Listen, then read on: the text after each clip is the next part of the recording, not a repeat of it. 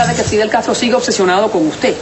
Y recientemente lo menciona en uno de sus artículos que publica en el periódico Gramma, donde dice que usted le sugirió al presidente Clinton que bombardeara la televisión de Yugoslavia durante la guerra en contra de ese país. ¿Por qué usted considera que Fidel Castro lo tiene tan presente en su conciencia? Porque hablo de la libertad de los cubanos. Y hablo de la democracia en Cuba. Y la defiendo. Y no me callo. Y porque nunca he pensado, nunca he creído otra cosa nada más que Fidel Castro ha sido un dictador muy negativo para su pueblo, ¿no? Para los cubanos, ¿no? Y como no me recato de decirlo, pues lo he dicho en todas partes, lo he dicho a él y no tengo ningún problema en decirlo porque es lo que creo. Sí, claro, no tengo ningún problema. ¿Usted no puede compartir con el público uno de esos momentos en que usted le recuerda a Fidel Castro el significado de la democracia? Bueno, hemos tenido muchas conversaciones, ¿no? Pero yo siempre le he dejado claro a él que yo desearía para Cuba lo mismo que desearía para España, que es absurdo que yo desee otra cosa. Yo no he sido nunca en mi vida comunista, ni he sido marxista, ni me gustan los dictadores, y me gustaría que el régimen cubano hubiese terminado hace tiempo, ¿no? En fin, no ha sido posible, pero yo creo que ahora se acercan momentos importantes en los cuales alentar a aquellos que quieren una transición democrática en Cuba es muy bueno, ¿no? ¿Y cuál ha sido una de las respuestas de esas conversaciones? Bueno, él no está de acuerdo. ¿Se lo ha expresado de qué manera? Sí, claro. No, bueno, se lo expresa de distintas maneras. Esto que dice usted que mantiene una obsesión continua, pues es una de las maneras de expresarlo, ¿no? Otras maneras fue, por ejemplo, cuando cerró el Centro Cultural de España en La Habana, ¿no? Si me da cuenta. O cuando retiró al embajador de Porque le hacía falta el edificio para algún tipo de... Sí, probablemente. O cuando le retiró la confianza al embajador español en La Habana, ¿no? Le rechazó el Plácet, ¿no? Una vez concedido el Plácet, ¿no? Estos pueden existir muchos gestos, ¿no? Tampoco es necesario estar, digamos, en disputas permanentes. Yo no tengo por qué contestar ni le contesto al señor Castro, ¿no? Sus obsesiones son sus obsesiones, a mí no me interesan. Usted sabe que el presidente, no sé si usted tiene conocimiento, que el presidente Bush va a anunciar el próximo miércoles una serie de medidas hacia Cuba. Mi pregunta es, si usted estuviera en los zapatos del presidente, ¿qué tipo de medidas usted considera que los Estados Unidos debieran presentar en un momento como este, de transición?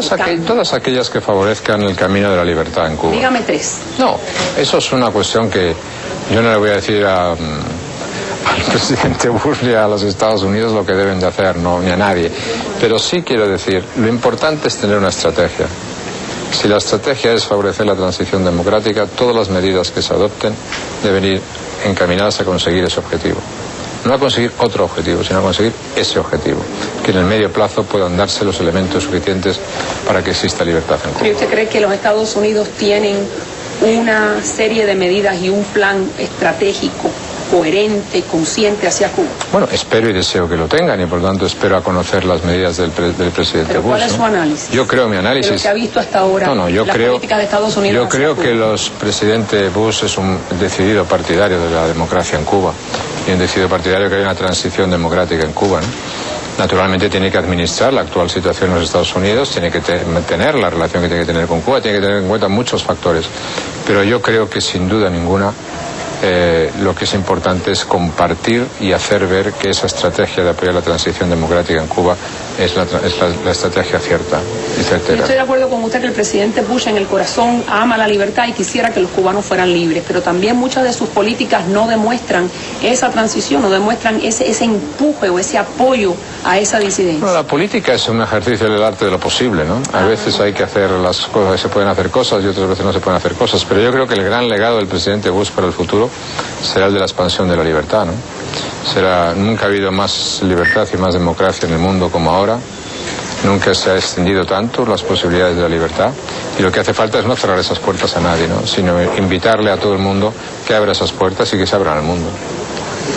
Hablando del presidente Bush, vamos a cambiar un poquito de Cuba a Irak, presidente. En España se han publicado recientemente una serie de transcripciones sobre sus conversaciones con el presidente Bush antes de la guerra de Irak. Sabemos que la guerra de Irak es la gran espina de este gobierno, desgraciadamente. De acuerdo a su a su análisis, ¿cuál usted considera? ¿Dónde salió mal? ¿Por qué salió mal? ¿Dónde estuvieron los errores? Bueno, primero que quiero decir es que yo he visto esas transcripciones y lo primero que resulta curioso es que esas transcripciones se entreguen a los medios de comunicación, ¿no? Bueno, eso ocurre muy a menudo en este país. No, pero no ha ocurrido en el suyo, ha ocurrido en el mío. Alguien ha entregado esos documentos, ¿no? Lo cual quiere decir que si esos eran los documentos custodiados oficialmente, pues alguien tiene que tener la responsabilidad de entregarlos. Pero, presidente, eso ocurre todo el tiempo en la Casa Blanca. Bueno, sí, pero eso... y cuando hay una prensa libre... No, pero eso ha ocurrido en España, pero es otra cosa. En España las reglas son iguales que en los Estados Unidos. No son las reglas iguales. La libertad de prensa es extensa y... La libertad de prensa es extensa y es maravillosa, pero coger un documento oficial y entregarlo a alguien, a los medios de comunicación, es un acto que bien... porque la próxima vez habrá que tener las conversaciones, como usted, que es un amigo mío, delante de un notario, ¿no? Porque si no... Bueno, pero dejando eso al margen, probablemente los que publicaron eso creían que con eso me hacían daño, ¿no? Me hicieron un gran favor. Ok, ¿por qué le hicieron un favor? Pues la verdad es que la conversación era una conversación entre dos líderes políticos preocupados por la situación y en la cual, pues, mi actitud era muy clara, ¿no? De apoyo, pero de llamar a la prudencia, de llamar a la serenidad, llamar a la tranquilidad, llamar a reflexionar sobre la complejidad de las circunstancias y de los acontecimientos. Yo creo que dejemos a los historiadores esa tarea, ¿no? Pero yo creo que lo importante ahora es analizar la situación actual, ¿no? Es muy importante que la democracia se pueda consolidar en Irak. Yo creo que la situación objetivamente ha mejorado. El reciente informe que hemos podido conocer del general Petraeus es un informe que indica una mejora de la situación. En una provincia. Bueno, pero mejora de la situación en términos de seguridad, en términos económicos, en términos institucionales, y eso es muy importante que se vaya consolidando en el futuro, ¿no? Todo el mundo sabe que eso es muy difícil, pero primero yo creo que el mundo es mejor sin Saddam. Segundo, yo creo que Saddam es un dictador responsable de muchísimos crímenes. El mundo es más libre sin Saddam. Era muy claro cuáles eran las ambiciones de dominación que tenía Saddam. Y ahora lo que hace falta es que ese camino difícil, que es el camino de la modernización en el Medio Oeste, que es en Oriente Medio, que es el camino de la democracia, que es el camino de la libertad, pues pueda abrirse camino. No es fácil, es difícil. Ni salió como el presidente previó, ni como a usted le hubiera gustado. Bueno, en términos políticos, a todos nos hubiese gustado que las cosas hubiesen ido mejor.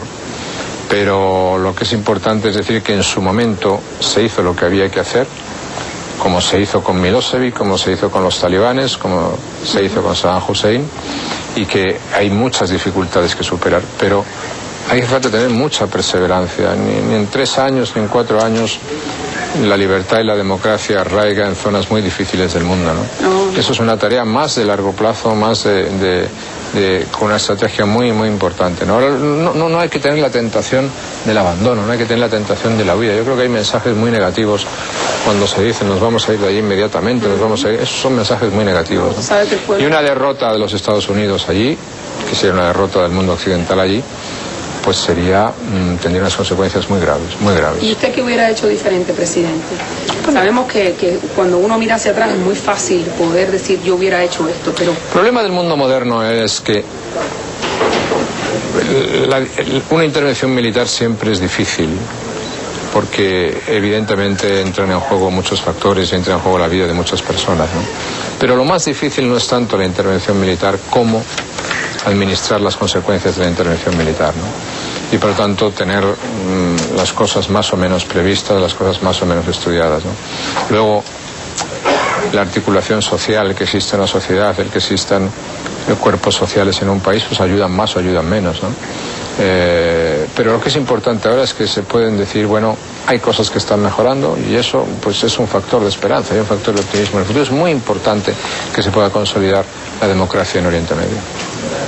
Usted sabe que el pueblo norteamericano no necesariamente está apoyando al presidente en ese camino que usted me está... Lo sé, porque la tentación de la retirada es una tentación muy fuerte, pero también es verdad que hay que saber cuáles son las consecuencias de la retirada. Mi opinión personal es que una retirada o una derrota de los Estados Unidos en Irak tiene unas consecuencias nefastas para la política internacional y para la seguridad del mundo.